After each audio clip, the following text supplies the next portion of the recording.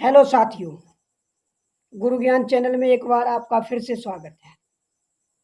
साथियों, अगर आप किसी गवर्नमेंट जॉब की प्रिपरेशन कर रहे हैं, जैसे railway group D, NTPC, SSC MTS, UP police, MP police आदि, तो ये वीडियो अंत तक जरूर देखें, क्योंकि ये वीडियो आपके लिए हेल्पफुल होगी। साथियों, आज एक और नई ट्रिक सीखेंगे जो बहुत ही आसान है। आंसर सिर्फ 2 लाइनों में। दोस्तों, अगर आपने अभी तक चैनल को सब्सक्राइब नहीं किया है तो चैनल को सब्सक्राइब जरूर करें और बेल आइकन दबाना न भूलें, ताकि वीडियो का नोटिफिकेशन पहुंचे आप तक सबसे पहले। चलिए दोस्तों, आपका समय ज़्यादा बर्बाद न करते हुए चलते हैं प्रश्न की तरफ। प्रश्न में कहा है, एक व्यक्ति किसी बैंक से 6,000 रुपये साधारण ब्याज की दर से उधार लेता है। वह 3 वर्ष बाद 2,500 रुपये वापस कर देता है, जबकि 5वें वर्ष के अंत में 5,400 रुपये देकर पूरा हिसाब कर देता है। तो साधारण ब्याज की दर ज्ञात कीजिए। चलिए दोस्तों, देखते हैं आज बहुत ही शॉर्ट ट्रिक, बहुत ही शानदार ट्रिक। चलते हैं दोस्तों। उसने बोला है कि 6,000 रुपये साधारण ब्याज की दर से उधार लेता है। वह 3 वर्ष बाद 2,500 रुपये वापस कर देता है। तो करते हैं दोस्तों प्रश्न को। First year, second, third, fourth और फिफ्थ। 5वें वर्ष के अंत में तो 6,000 रुपये साधारण ब्याज की दर से उधार लेता है। वह 3 वर्ष बाद 2,500 रुपये। तो दोस्तों, उसने पहली साल 6,000 रुपये पर ब्याज दिया होगा, दूसरी साल भी 6,000 रुपये पर ब्याज दिया होगा और तीसरी साल भी 6,000 रुपये पर ब्याज दिया होगा। तीसरी साल के अंत में उसने 2,500 रुपये वापस कर। तो दोस्तों, चौथी साल में उसने 3,500 रुपये पर ब्याज दिया होगा और 5वीं साल 3,500 रुपये पर।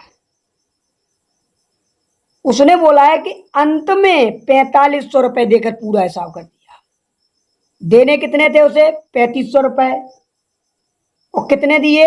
4,500 रुपये। तो 1,000 जो एक्स्ट्रा रुपए हैं वो आपका ब्याज है। तो टोटल राशि जोड़ते हैं। टोटल राशि जोड़ेंगे 25,000।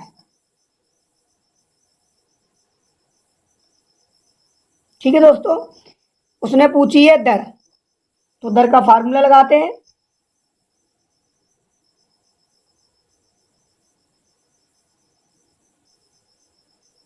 दर बराबर साधारण ब्याज 1,000।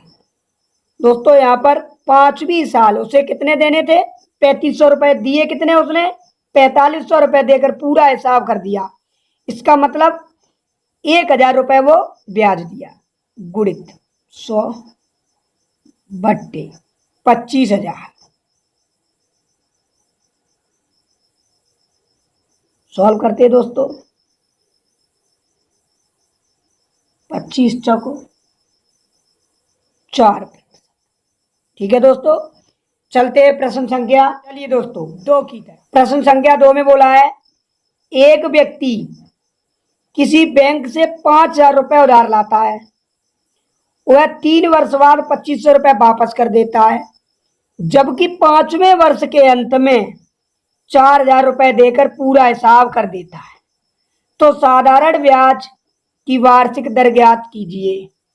चलिए दोस्तों, प्रश्न को सॉल्व करते हैं।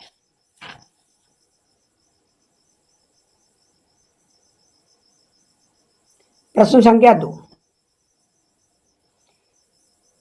उसने बोला है कि 5,000 रुपये उधार लाता है वह 3 वर्ष बाद 2500 रुपये वापस कर देता है। 5वें वर्ष के अंत में ऐसे ही लिखते हैं दोस्तों, first year, second year,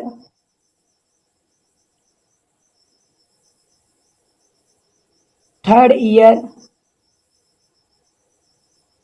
fourth year और फिफ्थ ईयर। तो दोस्तों इस प्रकार इसे लिखेंगे। उसने क्या कहा है, 5,000 रुपये उधार लाता है 3 वर्ष बाद। तो दोस्तों 3 वर्ष तक उसने 5,000 रुपये का ब्याज दिया होगा, पहली साल भी, दूसरी साल भी और तीसरी साल। ठीक है दोस्तों, उसने बोला है 3 साल बाद यानी 3 वर्ष बाद 2500 रुपये वापस कर देता है। 2500 रुपये वापस कर दिए तो फिर 2500 रुपये पर ही ब्याज देगा। और ये भी बोला है कि 5वें वर्ष के अंत में 4,000 रुपये देकर, देने कितने थे उसे, 2500, और कितने दिए, 4,000, तो एक्स्ट्रा कितने दिए, 1,500 रुपये। तो ब्याज हो गया, ब्याज 1,500 रुपये। टोटल राशि जोड़ते हैं, 5 5 5 15, 15 19 20, 20,000 रुपये दोस्तों। दर निकालते हैं, फार्मूला लगाते हैं, दर बराबर ब्याज गुणित 100 बट्टे मूलधन करेंगे, 1 2 3 4, 1 2 3 4, 2 का जब इससे भाग देंगे 7.5%। ठीक है, प्रश्न संख्या 3 में बोला है एक साइकिल का नगद मूल्य 1,500 रुपये है, जबकि इसे 350 रुपये में नगद भुगतान करके 400 रुपये की 3 मासिक किस्तों के द्वारा खरीदा जा सकता है, तो साधारण ब्याज की दर ज्ञात करो। दोस्तों ये प्रश्न सेम पीछे वाले प्रश्न की तरह है। आप इसे स्वयं प्रश्न को सॉल्व करें और हमें कमेंट बॉक्स में इसका आंसर अवश्य। 4 में कहा है 3,052 रुपये के किसी ऋण को 4 वर्षों में भुगतान किया जा सकता है यदि साधारण ब्याज की दर 6% वार्षिक हो, तो वार्षिक किस्त ज्ञात कीजिए। पहले इस तरीके से लिखेंगे, उसने कहा है वार्षिक किस्तों में कितनी रुपए वार्षिक किस्त देनी पड़ेगी। हम मान लेते हैं 100 रुपये, तो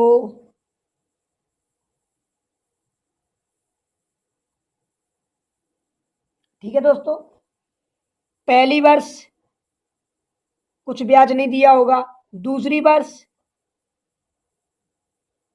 तीसरी वर्ष 12 रुपये और चौथी वर्ष 18। ठीक है दोस्तों, जोड़ते हैं इसे, 400 और ये होगा दोस्तों 36 रुपये।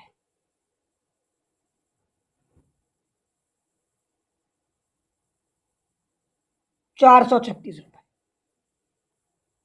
अगर दोस्तों 436 रुपये होते तो 100 रुपये की किस्त बनती, लेकिन मेरे पास रुपए कितने हैं, 3,052।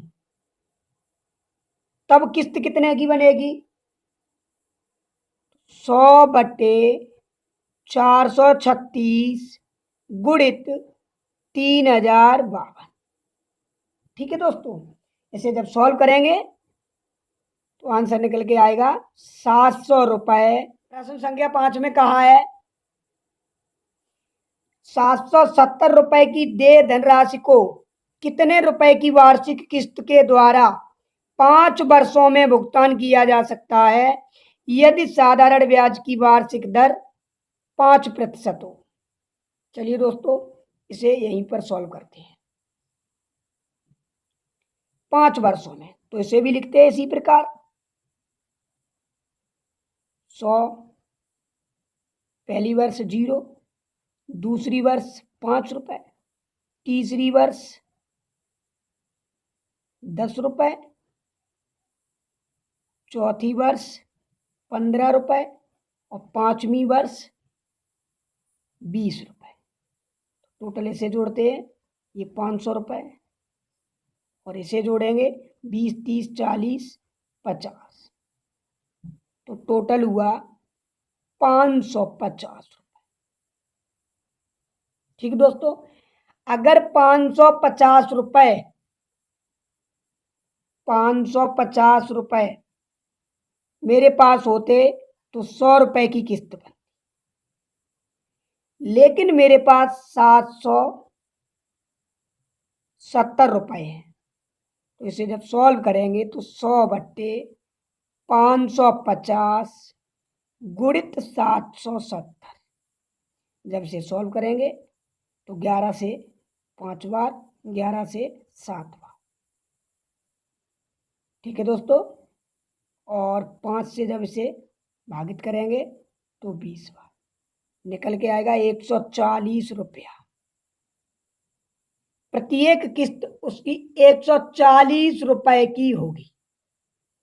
ठीक है दोस्तों, हमें आशा है कि आपके ये प्रश्न समझ में अच्छे से आए होंगे। प्रश्न संख्या 3 का आंसर हमें जरूर दें। चलिए दोस्तों, फिर मिलते हैं नेक्स्ट वीडियो में। धन्यवाद।